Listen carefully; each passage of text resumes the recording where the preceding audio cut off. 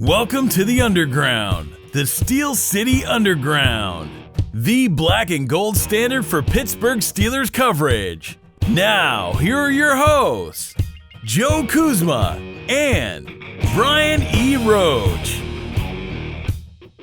Hello, everyone, and welcome to another edition of the Steel City Underground podcast. My name's Joe Kuzma, and I have returned with my partner in crime, the 1A to my 1B. I don't know which ones we are. Maybe can you have two 1As? I don't know. We'll try and figure it out. But he's here, a one, Mr. Brian E. Roach. Brian, what's going on? I am living in a material world, and I am not a girl of any kind, so I'm not going to finish that. You trailed off there a little bit as you realized maybe that wasn't the best way to start the show, but we're going to jump right into it, not to even beat around the bush, because this might get a little long-winded today. I guess the Steelers, not the Steelers directly, but the NFL, they've been replaying games. I'm not going to call them, I can't call this one necessarily a classic game. Maybe for Steelers fans it is. 2000 and, let me go look at this. It was 2015, I believe. I saw this post. This is what made me... made this jump into my brain. I don't know why they showed this game particularly. Maybe it was because some people still have a little bit of wet feet on whether or not Ben Roethlisberger is going to come back and play to Ben Roethlisberger expectations this season. And the game in question was back in 2015. It was played on October 12th, Monday Night Football at San Diego, formerly the San Diego Chargers. Once again, another one of these games where Steelers Nation took over the stadium. However, Ben Roethlisberger was not under center. The Steelers at this point were entering the game 2-2 for this primetime encounter. They had lost Ben just a couple of games earlier at formerly St. Louis with the St. Louis Rams. There was a game played there in week 3 that was absolutely like watching paint dry, a 12-6 victory against the Rams on the road. The Steelers improved to 2-1. That was after they had lost their opening game. They had to go on a Thursday night to New England for all of that rah-rah, yuck, let's give them the ring type crap and everything again. Probably, I don't know if the Patriots won the Super Bowl that year, but seeing as they win like every other year, probably a safe bet. I'm just going off the top of my head here. There was a win at home against the 49ers, and then the aforementioned road trip to the Rams. Now they had to once again come home on a short week, Thursday night, playing against the Baltimore Ravens. And this was an interesting season, Brian. The reason this all comes in full circle here is because Michael Vick ended up being the backup quarterback at this time. And I saw, a post. I saw several posts about this game, about the game in question after this Ravens game. This Ravens game was an overtime loss, by the way, 23-20 on that Thursday night. A mini bye, extended mini bye, because then the Steelers get to go to a Monday night game on the road with Michael Vick once again with a very anemic offense. And a lot of folks remember this game as the one where Le'Veon Bell had the stretched out touchdown at the end. You remember his arm. I believe he had the pink sleeve for the breast cancer awareness, et cetera, et cetera. Some people said he was down. Some people wanted holding. But regardless, the Steelers end up winning that game 24-20. Ben had his issues. He was banged up for a little while. I don't think he comes back yet for another couple of games, but there's some other things that go on here. And the reason we're bringing all this up is just all of this hysteria recently about the Steelers need to go and sign Jameis Winston. The Steelers need to go and sign Cam Newton. Yeah, you're rolling your eyes, Brian. I know.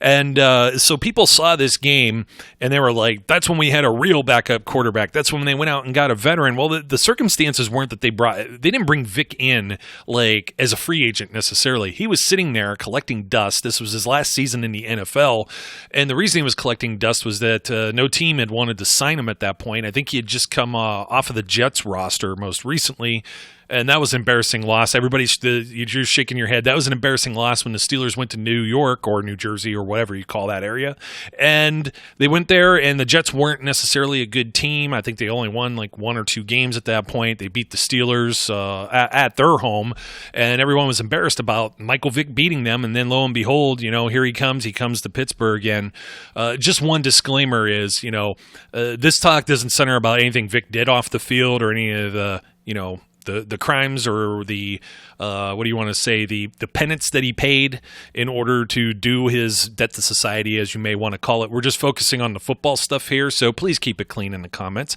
It's not entirely an all Michael Vick discussion here either, but the reason he was brought in is because Bruce Gradkowski, shoulder problems. Bruce had barely thrown a pass in a Steelers uniform, but he was still the backup. Ben had been healthy all this time. This is probably the most recent season where you had Ben Roethlisberger banged up, injured, unavailable, with the exception of last season, of course. But up to this point, people were trying to draw some parallels. I just couldn't believe, like, one of the things that I read was, and this blew your mind when I just said it off the air, there was a lot of praise. Man, Michael Vick, he helped keep the ship afloat and all these other things. And Brian, I got to start asking this question, and we're going to do this not only with Vick, but a few others. Are our memories of these backup quarterbacks that the Steelers have had over the years, particularly the Ben Roethlisberger era, are the memories more rosy than what they actually were? Are they better memories than what actually occurred? Speaking as someone who has many memories, because I'm old, as you like to point out. Well, you still have them. That's good. And I have them. Hindsight, they like to say hindsight is 20/20, but it's not always. We do look at the past through rose-colored glasses. And anybody who wants to look back at the incredibly short-spanned Michael Vick era of Pittsburgh Steeler football and think that was something to be happy about, I think they got the Rona or something. I don't know. There's something's going on there. They've been taking Quadriquil or whatever the heck that malaria drug is. Hydrochloric or whatever, the fish tank cleaner. What they've been taking is nutso pills, because that was some of the worst offense we've ever seen. Rivaling last season, if not worse than times last season. It was terrible. There was very little good to come forward with that. Vick couldn't find Antonio Brown. I'm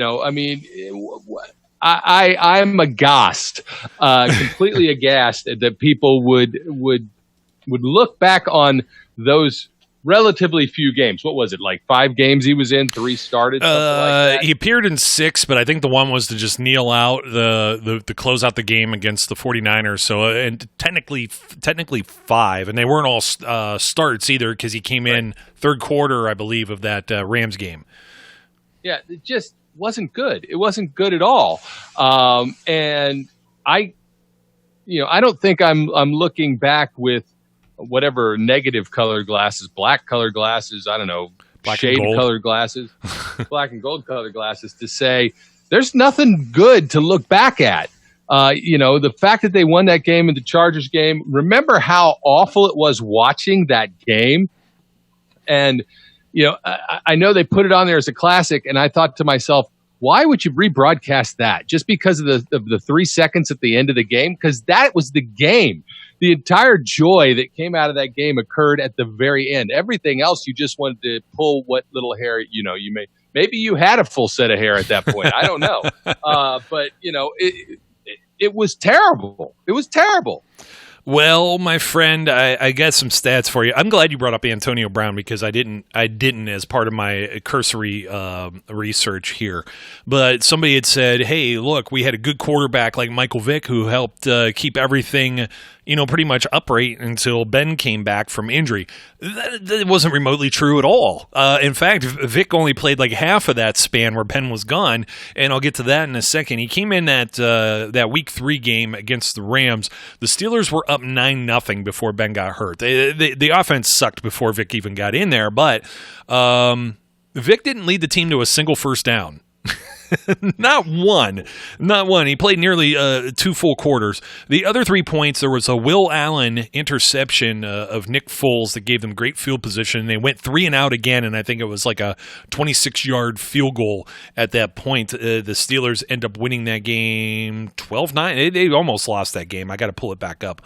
Where did it go? Here it is, 12-6, not 12-9. So in doing that, you just had me look up some of the stats with Vick. I'm going to bring up this this game in particular because Antonio Brown against the then St. Louis Rams was targeted 13 times in this game.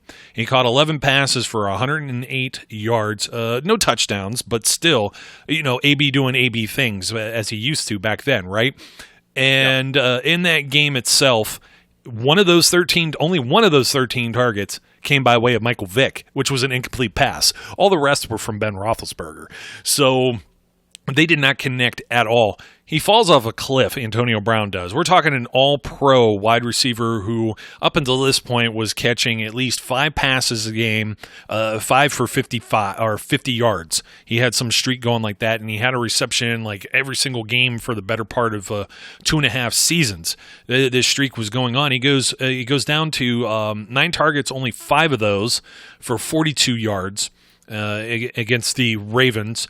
And then against the Chargers, once again, Mike Vick also starting 3 receptions on the 6 targets for 45 yards. And then he only had 3 receptions again off of 8 targets against the Cardinals. Now, the thing is, I got to look up the Cardinals game because Michael Vick did not play the entire game. So actually, Michael Vick only completed 1 of his 3 passes to AB in that particular contest.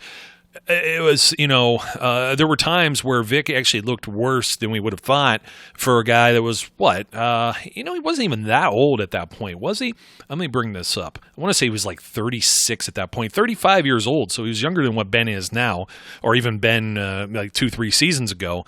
And he was a veteran guy, but geez, oh man, it was 40 completions on 66 attempts. He actually got to 60.6% completions somehow for only 371 yards, 2 touchdowns, 1 pick. Probably should have had a heck of a lot more. And when you, I think most of you might remember that Ravens game, which came just before the Chargers one. The Steelers blew a 20-7 lead because they got real conservative in that game. They wouldn't let Vick throw the ball, is what it amounted to. And the Ravens just kept stacking the box, and Justin Tucker kicked like 80 bazillion field goals and ended up losing in OT. I remember that one very specific for, I think Vick like rolled out on the one play, kind of ad-libbed on his own. And then there was one, like it was like a bootleg with AB wide open, and I think it fell in the dirt. I remember Antonio Brown. I mean, it's hard to believe right now, but he was very emotional, right? That became AB, like he went nuts. But back then, he didn't really always show like a frustration like that. I remember the chin straps coming off and everything like that because the two just couldn't connect whatsoever. In fact, over that period of time, Antonio Brown, let's find it here, off of Michael Vick, 19 attempts, only 9 receptions for 85 yards, no scores. You got to understand, with Ben Roethlisberger, he caught 116 passes with 10 touchdowns. He actually caught 12 off of Landry Jones off of 17, so he had a 70.6 catch rate off of that, but 47.4 catch rate whenever Michael Vick was throwing anything in his direction. Only 4 first downs from Michael Vick over the course of 4 to 5 games here, whatever you want to call it, 4.5 games, or maybe 4 because the Cardinals won. Vick ends up leaving a little later in this game, but before that was this Chargers replay, right? Vick went 13 of 26. That's a perfect 50% completion percentage, and that's not good. He had 1 TD, 1 pick, should have had more, 203 yards, sacked 3 times, and guess what they did? They drew up a play in the dirt. They completed it to Marcus Wheaton, if you remember that correctly. I believe it was Marcus Wheaton. And that kind of set them up for where Bell goes into the Wildcat. They didn't even have Vick take the snap for the game-winning play. So you're remembering this, and you remember the one play and all the good feels of everything from winning, but none of that had to do with Michael Vick. No, none of it. And, this fascination with a veteran backup quarterback, and the nonstop, I mean, because it just hasn't stopped. And please stop. The nonstop decrying of not signing Jameis Winston, or that we have to sign Cam Newton. Cam Newton doesn't want to be a backup. Let's just be clear. He wants to start someplace. He said it very clearly. And all these guys, both these guys, I mean, Jameis Winston went to where he felt comfortable, where he thought, okay, maybe I'm going to sit for at most a year, and it's an area that I know because, that's the division he played in. Cam Newton's going to want to do something similar if he can't start. They don't want to come and sit behind Ben Roethlisberger and basically not get any snaps all season long. They're trying to convince the league that they still have potential, which means they need the potentiality of showing what they can do. And that's and obviously, look, if you're a Debbie Downer, you're like, oh no, they're going to play this year because Ben's going to be hurt, and that's the end of the world. I don't think that way. I think Ben has been more consistently healthy over the last few seasons than hurt. So I expect Ben to play the majority of the games. And if that's the case, then what are these guys doing? Plus, where are they going to get the money to pay them? Because they don't want to come in and make a vet minimum wage. It's just there's something to be said about people thinking the grass is always greener on the other side, and we have to have this. You don't. You just don't. I mean, I don't know what to tell you. Like, Cam Newton hasn't been that good for several years anyway. Look at what his team has done. They haven't been great. Remember what the Steelers did to him not that many years ago. And yeah, he's battled injuries, and he may or may not have been used to the fullest potential. And Jameis Winston threw 30 interceptions. Come on. And you guys are dying for him. And you're about to crucify Ben for throwing 19 in a season. Winston throws 30, and you're like, oh, he's the savior. Come on. Have some consistency. Well, it's funny, you're mentioning Winston. I'm just going to go back and look because the cure-all always is having the next guy in line is drafting someone. And both names I'm going to bring up after this were both guys that were brought in by the Steelers via the draft. But before that is Jameis Winston, of course, drafted number 1 overall, Tampa Bay Buccaneers 2015 NFL Draft. Right behind him is Marcus Mariota with the 2nd overall pick to the Tennessee Titans. Neither of those guys worth a flip aren't with their original teams and are now backups. They had their chances, and you saw what ended up happening. Sometimes this is just what happens. The other guys, well, the New Orleans Saints took Garrett Grayson. And, so now they have Jameis Winston, and I'll tell you how good Garrett Grayson ended up being with them. The St. Louis Rams had Sean Mannion. The New York Jets in the 4th round took Bryce Petty. Green Bay Packers took Brett Hundley in the 5th round, and then Trevor Siemian, believe it or not, 7th round pick, Denver Broncos, almost Mr. Irrelevant, and didn't he make the Pro Bowl or something by a bunch of people just being injured or not wanting to go? Yes, something crazy. Yeah, I can't remember. Hey, he's a Big Ten guy, Northwestern. I mean, yeah, whatever. Yeah. I just shrugged my shoulders.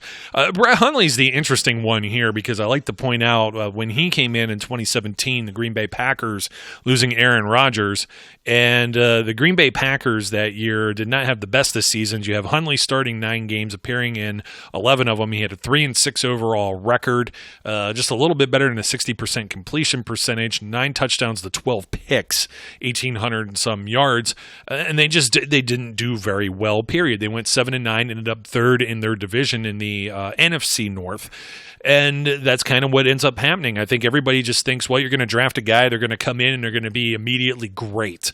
And I know that's a lot of the flack. The reason people are talking about people like Vick, Cam Newton, Jameis Winston in this context is because of Mason Rudolph and the season he had. But not only him, but he got hurt and he ended up out not only once but twice during the season. He gets thrown in. He had 0 experience, much like Hundley. At least you look at Rudolph, and he had a 5-3 quarterback record. Some of that attributed to, he's another Ravens overtime loss. What is with those games? They got to come in the Steelers' direction, right? But just putting that into perspective with Hundley, completes 62.2% of his passes, 1,765 yards, almost to the 18-something Hundley had, but 13 touchdowns to the 9, and then 9 interceptions to the 12. Far more efficient, much better touchdown to interception ratio, maybe not as many yards, but also more completions, almost the same. They're in the mid to high 200s on the attempts here, Brian. Just to put those guys in perspective, and of course, you have Mason Rudolph appearing in 10 games and starting 8 versus the 11-9. So if you give one more game to the direction of Rudolph and starting, they probably, unless Rudolph has another one of those 4 interception games, like with the bad setup to fail Thursday night game against the Cleveland Browns, which we hated as soon as they put it on paper, they announced that game, we're like, hey, we're set up to fail. You put Rudolph out there, he throws 4 picks. That guy only threw 5 interceptions the rest of the year. I mean, that's pretty solid. What else can you ask of a backup quarterback? I need to smack the desk because everybody's just thinking immediately we need a next Hall of Famer that's going to replace Ben Roethlisberger, or we need a guy that's already been a starter somewhere else, because immediately when they come to be a backup with the Steelers, they won't be as stinky as they were starting somewhere else, because by God, this is the Pittsburgh freaking Steelers. Everything turns, it's the Midas Pittsburgh black and gold touch on this that makes these guys go from bum and a free agent or yesterday's garbage to some type of, you take it to an antique store and they finally age and become this amazing little trinket that you find that's worth $1 million. It doesn't always work like that. So when you look at Mason's stats, and I think you could do the same thing if we look at Duck. I'm not going to look at Duck just because I know, man, Duck had we talked about people put in tough situations. just the last show, that was definitely a tough situation for Duck Hodges. You're an undrafted guy who doesn't even get a contract until you get a rookie camp tryout, impress enough people, and come in as the 4th guy in camp, and then all of a sudden you're starting in the NFL in a primetime game, ironically against the Chargers as well. So I don't want to get too much into Duck. We know there's limitations there. We know there could be a higher ceiling. You and I see Rudolph a different way, but I'm looking through the lens of a backup quarterback. And when I look at another one the Steelers drafted, I used to call him the GOAT. The XFL did not do well for Landry Jones, and maybe that the perception. So many people hated this poor guy, and when you look at his stats, he comes in. We're going back to this Michael Vick 2015 era season. Vick went 3 of 8 for 6 yards against the Cardinals before getting hurt. He comes out in the 3rd quarter after going 3 of 8 for 6 yards. Steelers were down 10-6. Cardinals were not that great of a team at this point. They were on paper they looked good. They ended up crashing and burning a little bit after this, I believe. But Landry Jones came in 3rd quarter. He goes 8 of 12, 168 yards, 2 touchdowns, overall 4 scoring drives. The other 2 being for field goals. The Steelers end up winning this game, and coincidentally, I guess this is the last game that Vick appeared in for the Steelers, or in an NFL game entirely. Ends up retiring after that. He had 6 appearances overall, and we mentioned the 40-66, 60.6%, 371 yards, 2 touchdowns and 1 interception, and 6. Like, we're saying actual 5 games, 2 touchdowns to 1 interception, and we're complaining about Mason Rudolph, and we're complaining about Duck Hodges. I guess maybe, Vick carried the ball 20 times for 90 yards. Whoop-de-doo. That's what I got to say about that. Whoop-de-doo. Who cares? So he's a guy that played in the NFL for 13 seasons. This was his 13th season. And if he had any, actual tangible value to the Steelers, they kept Landry Jones over bringing him back for another season. That should tell you everything you need to know. And I'm not knocking Landry Jones here, because I'm going to make some comparisons with him and another guy here in a second. But it just goes to show you, it's a backup quarterback position. The Steelers have fared better than some other teams in that regard, and that's because of other things that are there as far as their support system. There are other teams that came and find a starting quarterback, as we've talked about before, Brian, but worrying about having a top-notch, top-flight, all-star in reserve at every position, especially at quarterback, is just, I don't know, it's preposterous. Well, yeah, that's a good word, preposterous. You cannot have starting caliber players at every level of your team. First of all, there just aren't enough players in the league that are of that caliber, let alone quarterbacks. For everybody, and you're right, we see Mason Rudolph a little differently because you think he's got a little more potential than I do. And again, I'm going to say this because I've said it repeatedly. I hope I'm wrong, but I just don't see it. And that's based on what I saw last year. But that being said, you got a rookie quarterback who went 5-3, had an 82 rating, compared to what Hundley did, as you were saying. Take those 2 comparisons. There you got a rookie quarterback, and the team ends up with a losing record. The Steelers get 2, not just 1 rookie quarterback, 2 different rookie quarterbacks, one who's undrafted. Well, first-time starter. Hodges. Second-year quarterback, but first-time starter. Second-year quarterback, first-time starter. But basically rookie guys. And essentially, they managed to at least pull off an 8-8 season. And you got people who want to throw Tomlin under the bus. Look, it is hard to win in this league consistently, regardless. no matter what the people in New England will tell you, it is hard. They're about to find out the hard way, aren't they? I think they're going to find out big time just how hard it is. But it's much more difficult when the level of play at your quarterback position is not up to snuff. And, nonetheless, they did the best they could with what they had in those positions and were able to make something out of it. They put those guys in the best possible positions. Was it always great positions? Did it get figured out? Absolutely, because they both have limitations on what they can accomplish, and other teams eventually adapt to those those limitations. And once they do, makes it even harder. But to glorify Michael Vick's time with the Steelers as he was the savior that kept them afloat is, like I said, please find my address, send me what you're smoking, because I could certainly use that kind of distraction.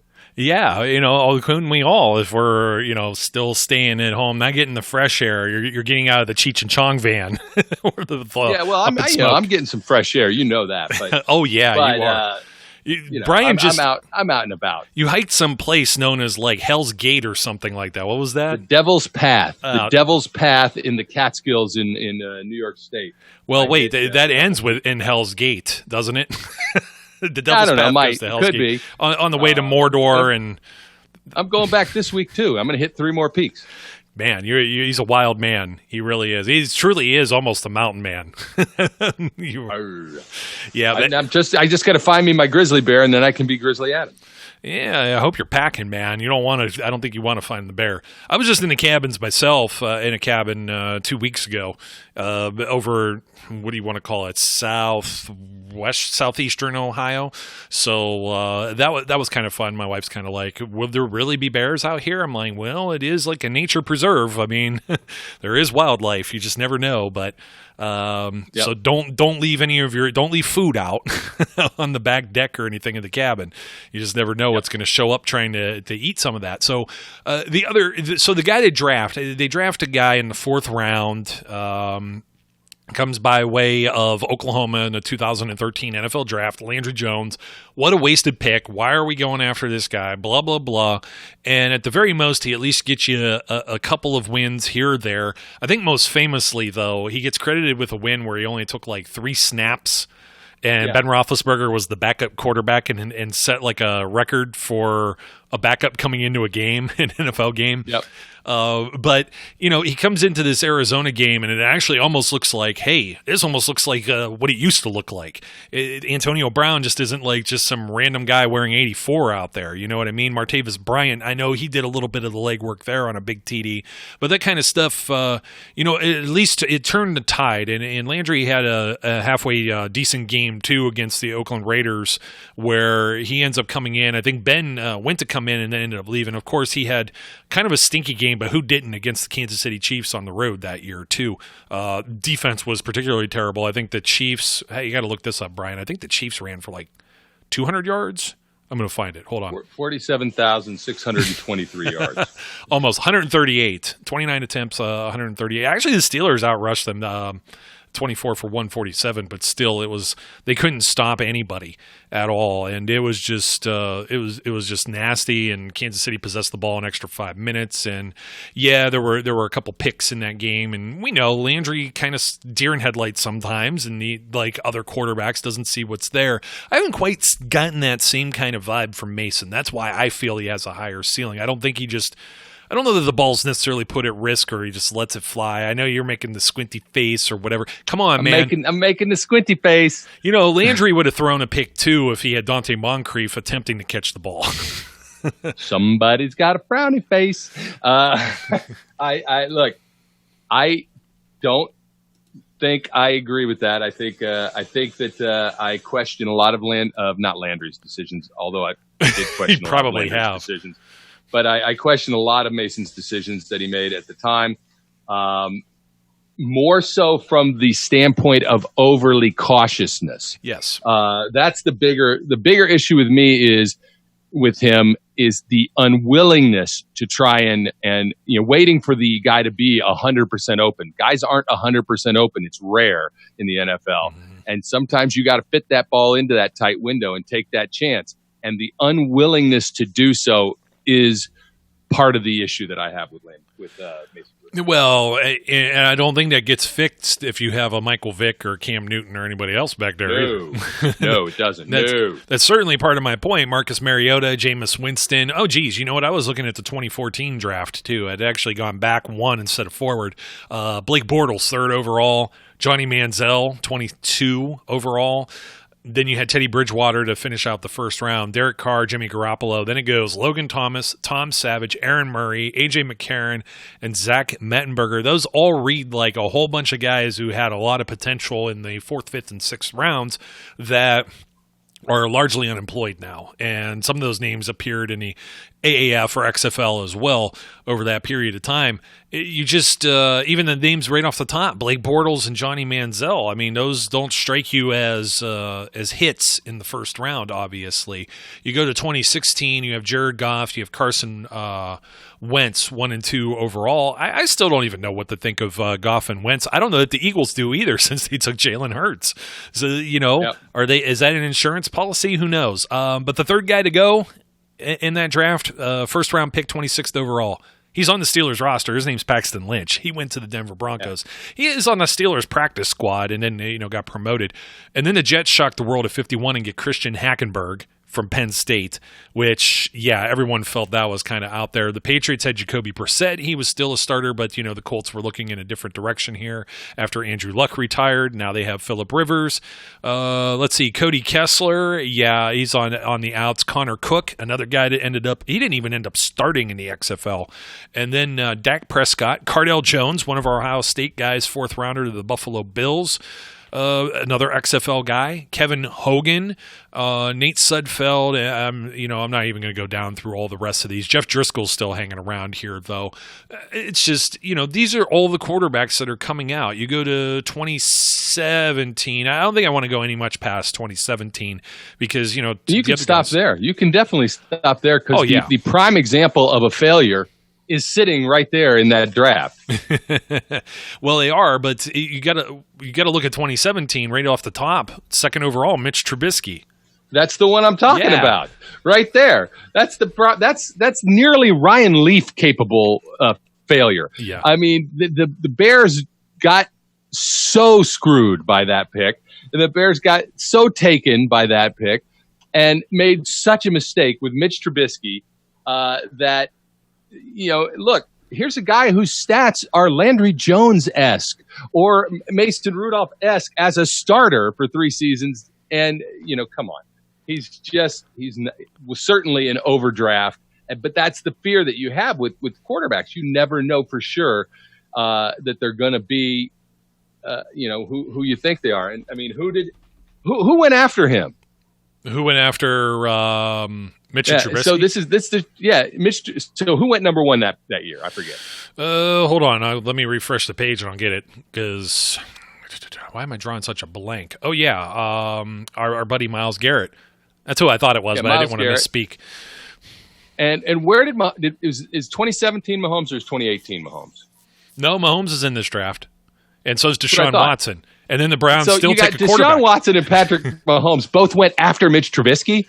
There you go. It's insanity. It's ridiculousness. But the very next guy in the 2nd round, pick 52, in the whereabouts where the Steelers got Chase Claypool this year, they needed to go get a quarterback. He could have got ahead a guy the caliber of Deshaun Kaiser to the Cleveland Browns. Woohoo! Yeah. Yay! Davis Webb to the Giants in the 3rd round. 49ers, C.J. Beathard, also 3rd round. Josh Dobbs, 4th round to the Steelers. Nathan Peterman to the Buffalo Bills in the 5th. And then Brad Kaya in the 6th. Chad Kelly in the 7th. And Chad Kelly, I do believe, was Mr. Irrelevant that year. Yes, he was. And, he actually had some opportunity.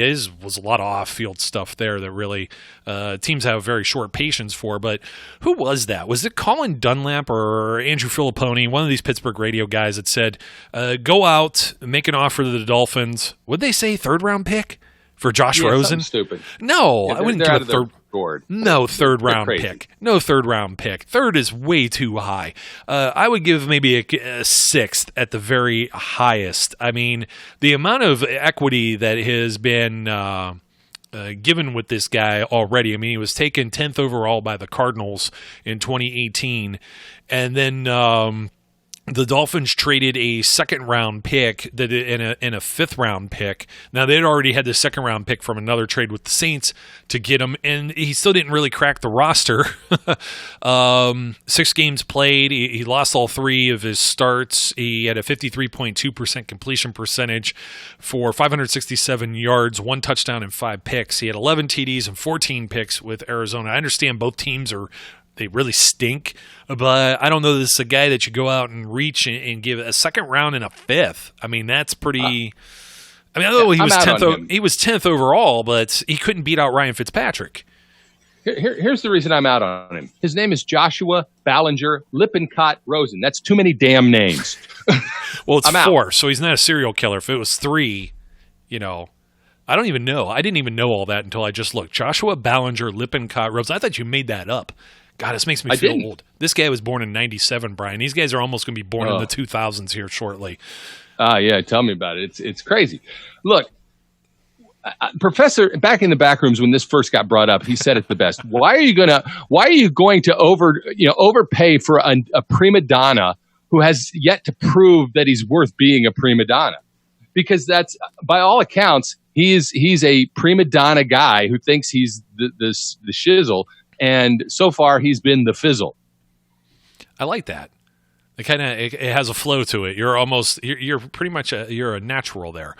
channeling my inner Snoop Dogg. Your inner for shizzle dizzle. Yeah, for shizzle. Yeah, for shizzle, my whizzle. You know who I'm going to bring up. Well, you talk about all the other quarterbacks. I mean, you go before Ben Roethlisberger, and everything was. You still had to find the guy.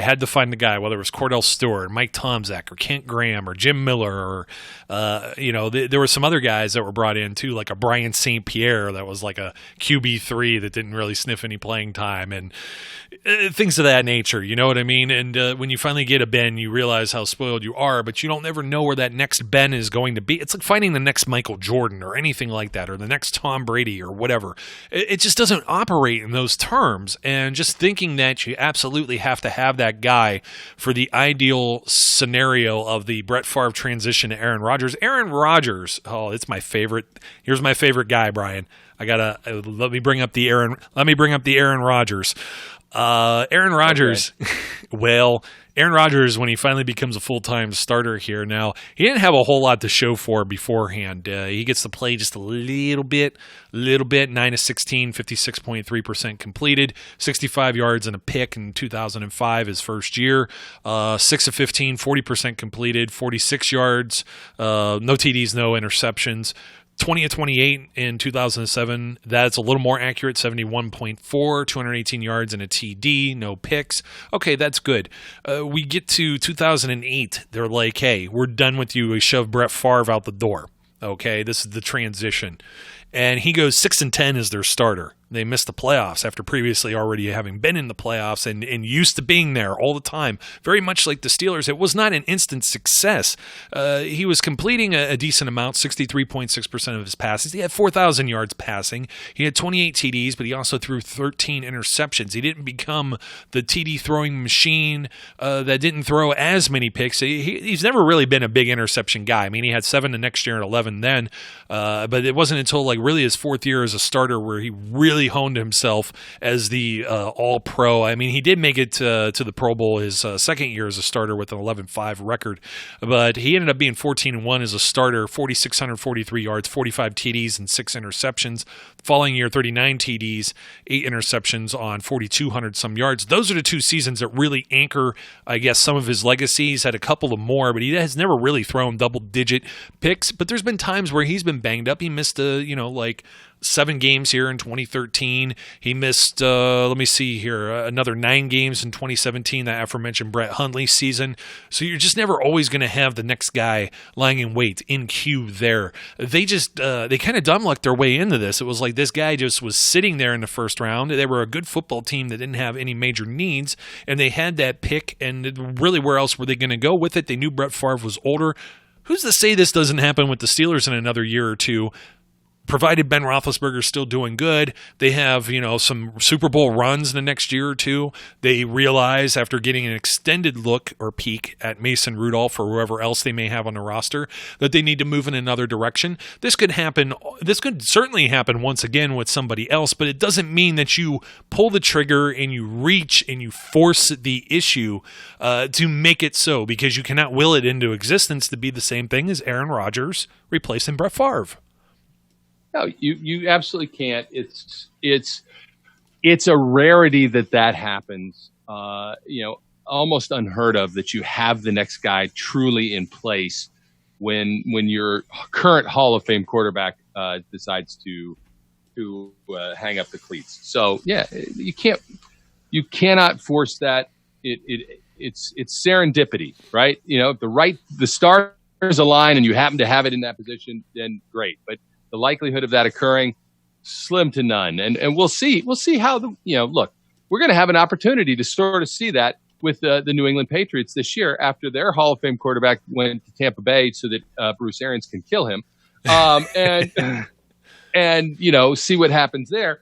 We'll see. We will see, because this is going to be all of the people who have said Belichick is that much better than Tomlin, and he's just the greatest coach ever. And I'm not debating that he may not be the greatest coach ever. I'm simply saying we'll see how he does when he's got nobody playing quarterback. Yeah, and I think a lot of people, they look at like the New Orleans Saints, for example. I think they look at them and they see, oh, well, Teddy Bridgewater, he ended up keeping this team afloat, blah, blah, blah. Well, Drew Brees was hurt. And yeah, that's true. But they had to take a chance on this guy and make sure he didn't have a noodle knee because he was, he was on the shelf for quite some time, and who knew how good he would actually be. And even when you look at Teddy Bridgewater, okay, he went 5-0. He had a good support system around him. He's already been in the league a few years. He already had a lot of starting experience, whereas somebody like Mason Rudolph did not. He was also a first round, granted it was number 32 overall, he was still first round draft pick. Okay. He had maybe a little bit higher a pedigree coming out of college than maybe Mason Rudolph. I know Mason was in some of those. No, I'm not going there. That's draft Twitter. Not going to talk about it. But there were some people that were discussing that. Could he have been a first round pick? Could they have 6 quarterbacks going to first round? Who knows? But it's one of those things where, okay, Bridgewater, he ends up being a really great quarterback. They don't have him anymore. They had to go and get Jameis Winston. Could Jameis do the same thing? Maybe. Who knows? We don't know that for sure. Can Taysom Hill do it? I have my doubts there. Serious doubts. No. That's the way I certainly feel. So, you're keeping the boat afloat there with the Saints. The Steelers, they had some things go the other way. I don't think Teddy Bridgewater necessarily had a wide receiver drop the ball in field goal range of an all-pro future, probably a Hall of Fame kicker. If you're going to put anybody in, I'd probably put Justin Tucker into that conversation.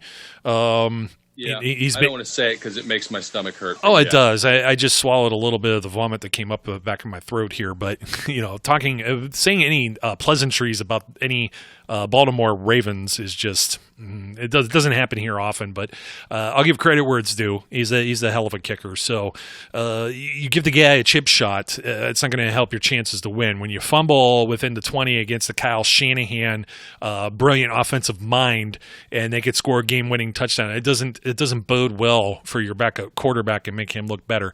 One of those games goes the other way, as it more than likely I'm going to say it should have. The Steelers end up in the playoffs.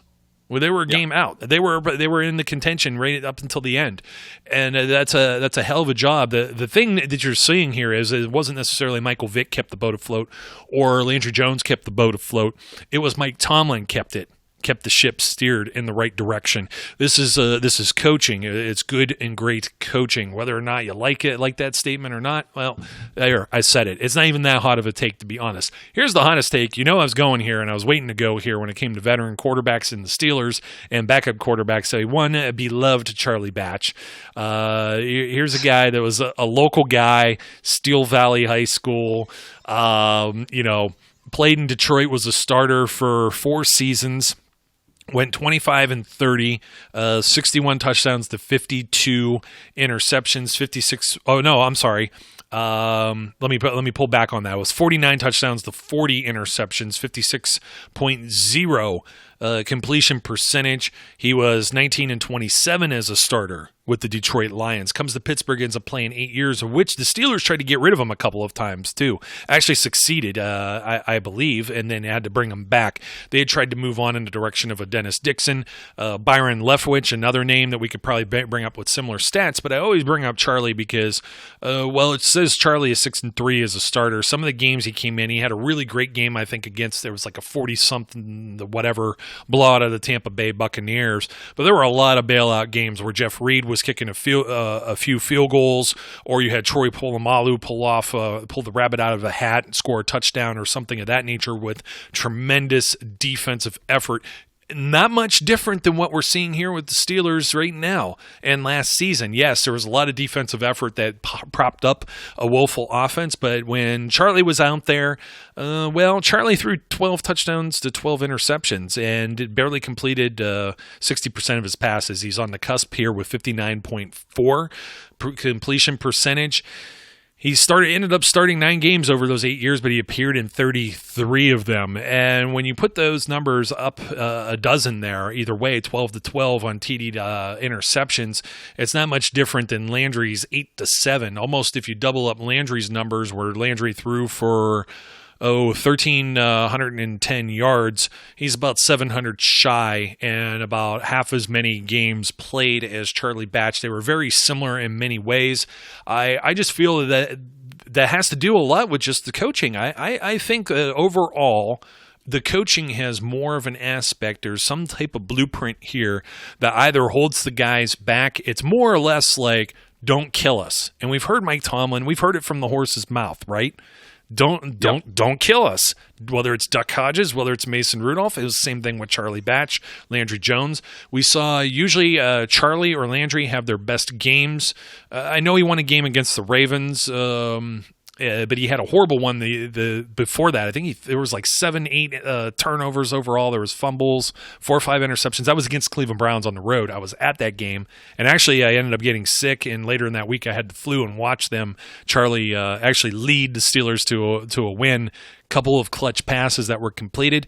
Hey, great for him. Those are great memories, but those don't necessarily overshadow the fact that if he had to play an extended season, I don't know that the Steelers are much better than an 8-8 team. They probably have much of the same philosophy of don't kill us. Yeah, look, that is a standardized statement, I think, when it comes to backup quarterbacks. Don't kill us. That's all you want them to do, not kill you, because that's the reason they're a backup, is because as a starter, they would likely kill you. Over an extended period of time, they're not going to be good enough to get you where you want to go in most cases. Now, again, Mason Rudolph, we don't really know that for sure yet. I have my suspicions. Others believe otherwise. That's okay. I hope I'm wrong. We will sadly be finding out in a few years, one way or the other, whether this is Ben's hurrah season or whether it's next season or whether it's even one more after that. It ain't far off. And at that point, it is likely to be the Mason Rudolph show unless they figure something else out in between now and then. Yeah, and it might not be any prettier there, but hey, I'll carry water for these guys. I'll support them until I don't. But hey, I supported Landry quite a bit. I thought he got a lot more flack. I just think that the bar is just raised so high.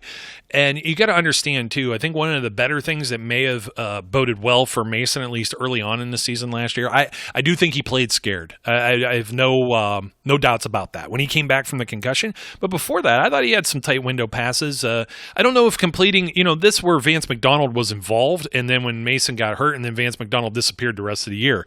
That's exactly what happened. In fact, he threw 2 touchdowns to him in that Ravens game before he got knocked out by Earl Thomas. And I just, I think the closer you are to having played college, the further you get away from that college career and taking a lot of repetition, a lot of snaps, and not getting that practice, especially when you jump up to the pro level, I don't think it bodes well, especially when you're a backup. But backups, I think people think that these guys get 100% of whatever in practice, and it's usually that's not the case. They're barely getting any kind of action, so when they come in cold off the bench, no less, in the middle of a game, that really sucks. When they come in and you don't have much time to prepare for an opponent too. Mason against the Cleveland Browns, Michael Vick against the Ravens, Thursday night games. It's just you're getting set up for failure in those cases, and the short turnaround time and things like that, the amount of practice, the amount of reps you have to grow. I think it was really a learning process last year with the Steelers. I say give these guys a chance. You also had Randy Fichtner wearing multiple hats, quarterback coach and the offensive coordinator.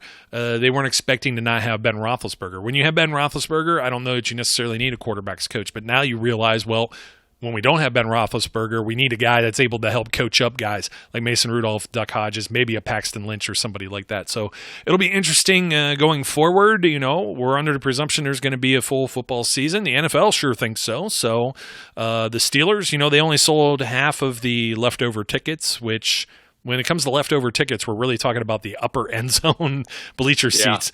There's not a whole lot. And, everything is practically – there's even season tickets in that area and season ticket holders. So we'll see what ends up happening and what their approach is. But under that assumption, we're thinking Ben shaved the beard.